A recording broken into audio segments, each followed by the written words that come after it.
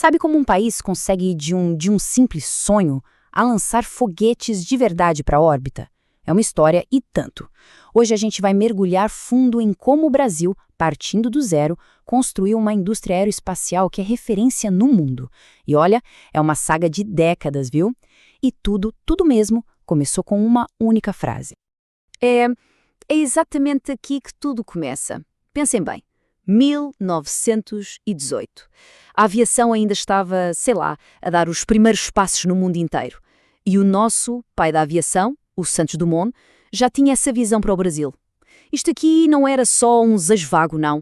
Era a sementinha de um futuro que, para a época, soava como pura ficção científica. Um futuro lá nos céus. Ok, um sonho de aviação. Lindo, né? Mas como é que uma ideia assim, tão grandiosa, sai do papel e vira realidade? Para a gente entender isso, a gente precisa de voltar um pouquinho e ver qual era o ponto de partida. Olha, o contexto aqui é tudo. Naquela época, o Brasil já tinha, sim, escolas de engenharia excelentes, como a Politécnica. Só que a aviação era uma fronteira totalmente nova. Era um mundo à parte. Existia um abismo mesmo entre a engenharia que se conhecia e o que era preciso para projetar, construir e, sabe, manter um avião a voar. Era exatamente esse buraco que o Santos Dumont queria fechar. Então, um sonho desse tamanho não se realiza sem um plano. E um plano precisa de um arquiteto, certo?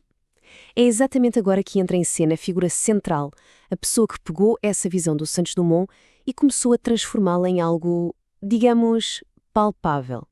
E esse arquiteto era o tenente-coronel Casimiro Montenegro Filho.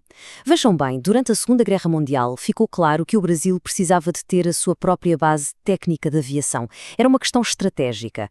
E o Montenegro? Ele foi um engenheiro que o Ministério da Aeronáutica escolheu para essa missão, construir literalmente os alicerces desse futuro. E o que eu acho fascinante é o método dele. O Montenegro não foi no improviso, de jeito nenhum. Olhem só os passos que ele seguiu. Primeiro, foi estudar com os melhores do mundo lá no MIT. Depois, a jogada de mestre. Ele convenceu um professor de lá, um tal de Richard Smith, a vir para o Brasil. Terceiro, a parte prática, a logística. Escolheu São José dos Campos, por ser um lugar super estratégico.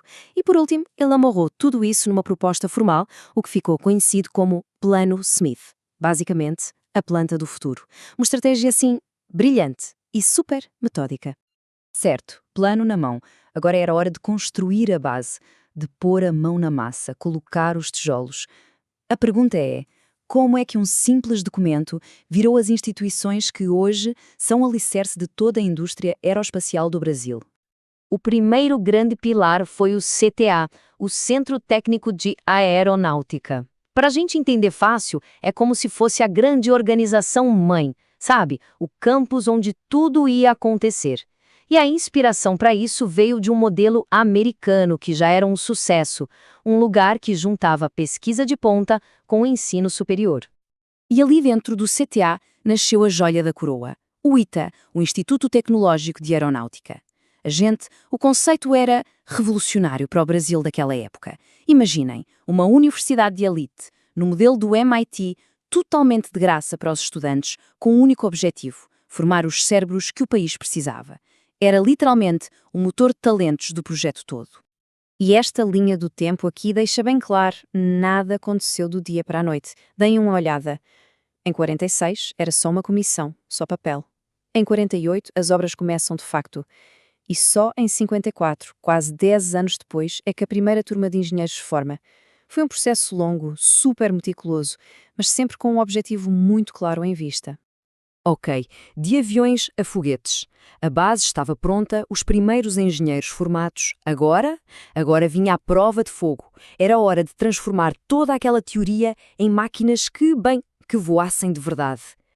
E o mais legal é que o sucesso veio em duas frentes, e quase ao mesmo tempo. De um lado, na aeronáutica.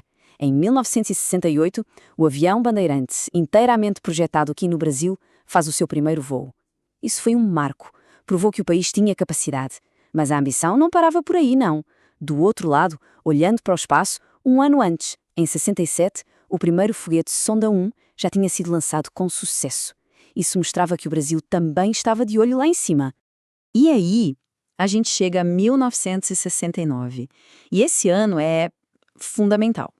Lembram-se da visão do Montenegro? Ele acreditava que a pesquisa que gerasse produtos com potencial comercial deveria virar empresa. E foi exatamente o que aconteceu. Nasceu a Embraer. Ela foi, assim, uma cria direta da tecnologia e das pessoas do CTA. Foi o momento em que a pesquisa acadêmica se transformou num gigante da aviação mundial. Tudo isso nos traz até aos dias de hoje, ao que é hoje o Polo Aeroespacial do Brasil. Aquela sementinha lá de 1918, ela não só brotou, ela virou uma verdadeira floresta tecnológica. Um ecossistema completo. Bora ver como é que isso tudo se organiza hoje? Hoje, a estrutura funciona como um time, sabe? Onde cada um tem a sua função. O CTA continua a ser o grande cérebro tecnológico, o centro de pesquisa. Dele surgiu o INPE, que é o Instituto Nacional de Pesquisas Espaciais, focado, bem, no espaço. Satélites, monitoramento do clima, observação da Terra. E para coordenar todo esse jogo, existe a Agência Espacial Brasileira, a AEB, que é quem define a estratégia nacional. Cada peça no seu lugar, a trabalhar em conjunto. E os resultados, olha, eles falam por si. A gente está a falar do lançamento do primeiro satélite brasileiro, o SCD-1, lá em 93. Do sucesso do programa CBERS, uma parceria incrível com a China. Da criação do Centro de Lançamento de Alcântara, que tem uma localização equatorial privilegiada única no mundo. Tudo isso são provas concretas da maturidade e da força deste ecossistema que foi construído. Então, no fim de contas, a grande lição é esta. Uma jornada que começou com um desejo, quase um surro por uma escola de aviação, acabou por se tornar um complexo industrial e científico gigantesco que colocou o Brasil de vez no mapa aeroespacial do mundo. É incrível pensar nisso. E a pergunta que fica no ar é, depois de uma caminhada tão impressionante, qual será o próximo grande salto do Brasil?